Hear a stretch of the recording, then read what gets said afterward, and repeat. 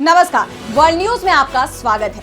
60 साल बाद फ्रांस बड़े संकट में दिखाई दे रहा है। सरकार बन नहीं रही और जो सरकार बनती है वो चल नहीं पा रही है। 60 साल में पहली बार ऐसा हुआ है कि कोई सरकार अविश्वास प्रस्ताव के जरिए 3 महीने में ही हटा दी गई है। ऐसे में फ्रांस के राष्ट्रपति मैक्रो के सामने सबसे बड़ी परेशानी ये है कि अब वो किसे प्रधानमंत्री नियुक्त करें। बहुमत तो किसी के पास नहीं है और इसी के चलते फ्रांस में राजनीतिक संकट छाया हुआ है। फ्रांस की राजनीति में मची इसी उथल पुथल पर हम करेंगे चर्चा, लेकिन आइए जरा उन खबरों को भी देख लें जिन पर आगे होगी बात। दक्षिण कोरिया के राष्ट्रपति को मार्शल लॉ लगाना पड़ा भारी। सीरिया में बड़ी जंग की तैयारी में सरकार और विद्रोही। और चलते चलते में देखेंगे बांग्लादेश के नरम पड़े सुर। तो फ्रांस के राजनीतिक इतिहास में एक बड़ा बदलाव हुआ। 60 सालों में पहली बार कोई सरकार 3 महीने के अंदर ही गिर गई। पहली बार फ्रांस में वामपंथी और दक्षिणपंथी सरकार के खिलाफ एक साथ आए हैं। पहली बार सरकार के गठन के 3 महीने बाद ही राष्ट्रपति को नए प्रधानमंत्री के चुनाव की तैयारी करनी पड़ रही है, जिसके चलते फ्रांस के राष्ट्रपति मैक्रो मुश्किल में हैं। उनकी मुश्किलें इसलिए बढ़ी हुई हैं क्योंकि संसद में किसी भी दल के पास बहुमत नहीं है। जिस वामपंथी दलों के अविश्वास प्रस्ताव के चलते मैक्रो की पार्टी रेनेसा के मिशेल बार्नियर को पीएम पद से हटाया गया, उसी वामपंथी दल के समर्थकों के बिना मैक्रो नया पीएम भी नहीं बना पाएगी। इससे पहले बार्नियर सरकार के खिलाफ वामपंथी the new popular front NFP गठबंधन की तरफ से पेश किए गए इस अविश्वास प्रस्ताव के पक्ष में 331 सांसदों ने वोटिंग की, जबकि सरकार गिराने के लिए केवल 288 वोट ही चाहिए थे। यानी अविश्वास प्रस्ताव पास हो गया। बार्नियर सरकार सत्ता में केवल 3 महीने ही रही और इसका कारण था जुलाई में हुए आम चुनावों में उनकी पार्टी को बहुमत नहीं मिल पाया था। किसी भी दल और गठबंधन के पास बहुमत नहीं था, जिसके चलते राष्ट्रपति मैक्रो ने सितंबर में मिशेल बार्नियर के नेतृत्व में अल्पमत सरकार का गठन किया। 73 साल के बार्नियर अल्पमत सरकार चलाने की कोशिश कर रहे थे क्योंकि वाम दलों की तरफ से नीतियों के आधार पर सरकार का समर्थन करने का ऐलान किया गया था। वाम दल नहीं चाहते थे कि किसी भी तरह से दक्षिणपंथी पार्टी नेशनल रैली को फायदा मिले, लेकिन बार्नियर के एक तरफा फैसला लिए जाने के कारण वाम दल नाराज हो गए और संसद में अविश्वास प्रस्ताव ले आए, जिसका समर्थन नेशनल रैली ने भी कर दिया। बार्नियर सरकार के खिलाफ अविश्वास प्रस्ताव का मुख्य कारण हाल ही में पेश किया गया सामाजिक सुरक्षा बजट रहा। इस बजट में टैक्स बढ़ाने और खर्चों में कटौती का फैसला लिया गया, जिसका वामपंथी और दक्षिणपंथी दलों ने कड़ा विरोध किया। सरकार ने इस बजट को बिना संसद की वोटिंग के पास कराने का फैसला लिया, जिसने स्थिति को और तनावपूर्ण बना दिया और इसके बाद विपक्षी दलों ने बार्नियर सरकार को अविश्वास प्रस्ताव लाकर हटा दिया। दरअसल फ्रांस में 5 महीने पहले ही चुनाव हुए थे। चुनाव में सबसे ज्यादा 182 सीट वामपंथी न्यू पॉपुलर फ्रंट एनएफपी गठबंधन को मिली। दूसरे नंबर पर राष्ट्रपति मैक्रो की पार्टी रेनेसा रही, उससे 163 सीटें मिली, जबकि दक्षिणपंथी नेशनल रैली एनआर गठबंधन को 143 सीट मिली। 577 सदस्यों वाली संसद में 288 सदस्यों का बहुमत है। इसलिए एक बात साफ है कि जब तक 2 दल गठबंधन नहीं करेंगे, सरकार नहीं बनेगी और मैक्रो की यही परेशानी है। ऐसे में अब एक बार फिर फ्रांस में अल्पमत की सरकार का गठन होगा, ये तय माना जा रहा है। फ्रांस की सबसे बड़ी चिंता इस बात को लेकर है कि एक तरफ जब दुनिया में विश्व युद्ध की आहट सुनाई दे रही है, वहीं फ्रांस में राजनीतिक अस्थिरता ने उसकी चिंता को और बढ़ा दिया है। और अब बढ़ते हैं अगली खबर की ओर। तो दक्षिण कोरिया में इस समय भारी उथल पुथल मची हुई है। राष्ट्रपति यून सुक योल का मार्शल लॉ लगाने का दाव उल्टा उन पर ही भारी पड़ गया है।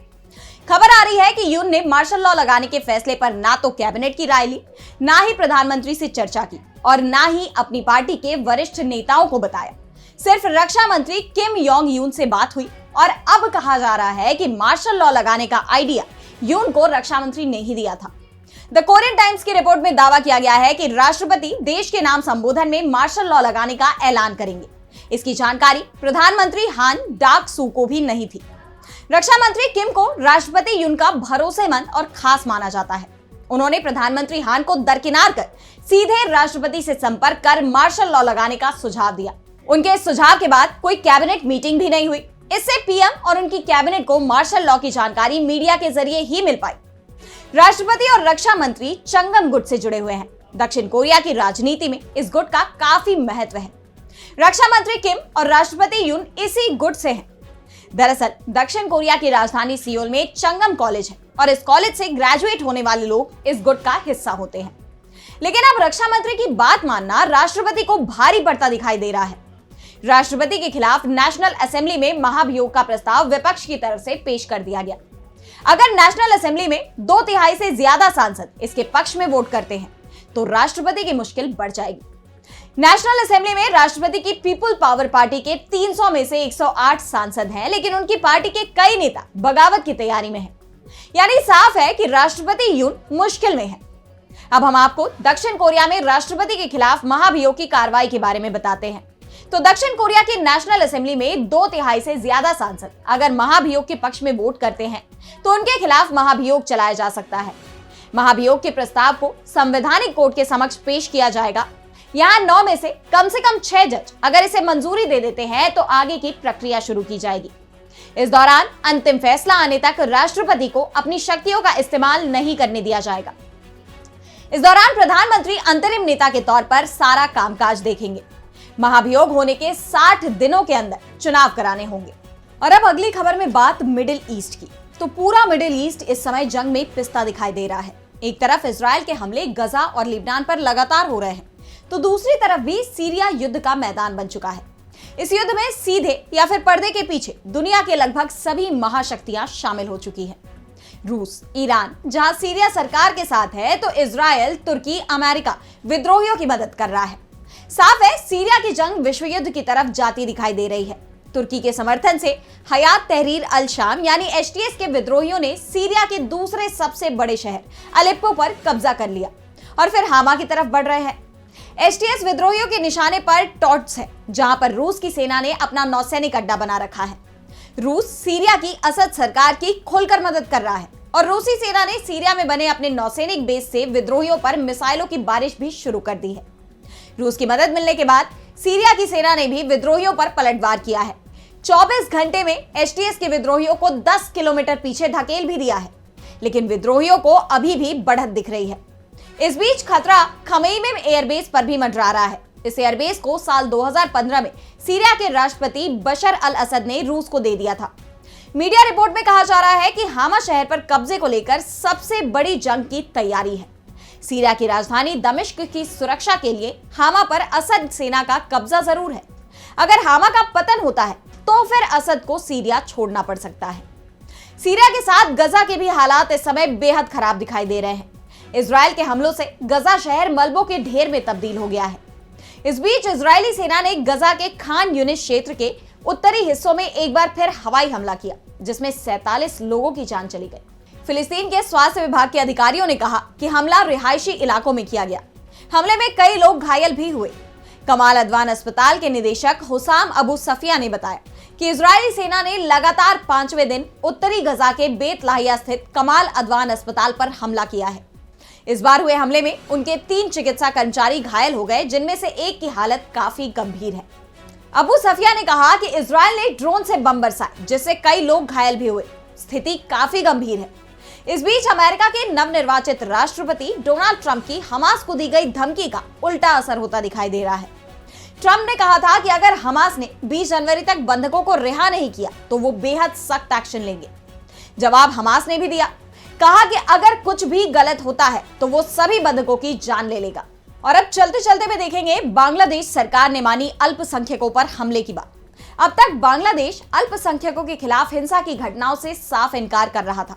हाल ही में संयुक्त राष्ट्र में बांग्लादेश के दूत ने भी इन सभी खबरों को खारिज करते हुए दावा किया था कि इन घटनाओं को गलत तरीके से पेश किया जा रहा है।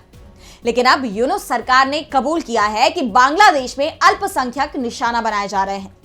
अंतरिम प्रधानमंत्री मोहम्मद यूनुस के प्रेस सचिव शफीकुल इस्लाम ने एक इंटरव्यू में कहा कि कुछ हिंसात्मक घटनाएं हुई हैं जो राजनीति से प्रेरित थी। हालांकि आगे उन्होंने ये भी कहा कि सरकार अल्पसंख्यकों की सुरक्षा के लिए कई कदम उठा रही है। इसके साथ ही इस्लाम ने इस्कॉन संगठन पर प्रतिबंध की खबरों को झूठा बताया। उन्होंने कहा कि बांग्लादेश में इस्कॉन पर किसी भी प्रकार का बैन नहीं लगाया जाएगा। सरकार अल्पसंख्यकों की सुरक्षा सुनिश्चित करने के लिए प्रतिबद्ध है। दरअसल हाल ही में बांग्लादेश में अल्पसंख्यकों के खिलाफ हो रही हिंसा को लेकर हिंदुस्तान ने भी चिंता जाहिर की थी। अमेरिका ने भी अंतरिम सरकार से अल्पसंख्यकों की सुरक्षा सुनिश्चित करने की अपील की। अमेरिकी कांग्रेसी ब्रैड शर्मन ने इस सिलसिले में संयुक्त राष्ट्र मानवाधिकार उच्चायुक्त से जांच की भी मांग की है। शर्मन ने मौजूदा अमेरिकी प्रशासन से अपील की कि वो बांग्लादेश में अल्पसंख्यकों के खिलाफ हिंसा पर कड़ी कार्रवाई करे और उनकी रक्षा को प्राथमिकता दे। पूर्व पीएम शेख हसीना ने भी यूनुस सरकार पर सोच समझकर अल्पसंख्यकों की जान लेने का आरोप लगाया था और ऐसे में बांग्लादेश की अंतरिम सरकार अब दबाव में दिखाई दे रही है और यही वजह है कि अब इस मामले पर यूनुस सरकार का ये यू टर्न सामने आया है। इसके बावजूद बांग्लादेश में हिंसा थमने का नाम नहीं ले रही। अब सुमनगंज जिले में कट्टरपंथियों की भीड़ ने अल्पसंख्यकों के घरों पर हमला बोल दिया। यहां युवक पर फेसबुक पोस्ट में ईश निंदा करने का आरोप लगाकर हिंसा को अंजाम दिया गया। खबर यह आ रही है कि भीड़ ने लगभग 100 से ज्यादा हिंदुओं के घरों में तोड़फोड़ की, जिसके बाद सवाल ये उठ रहे हैं कि आखिर कब तक बांग्लादेश में ऐसे हालात बने रहेंगे।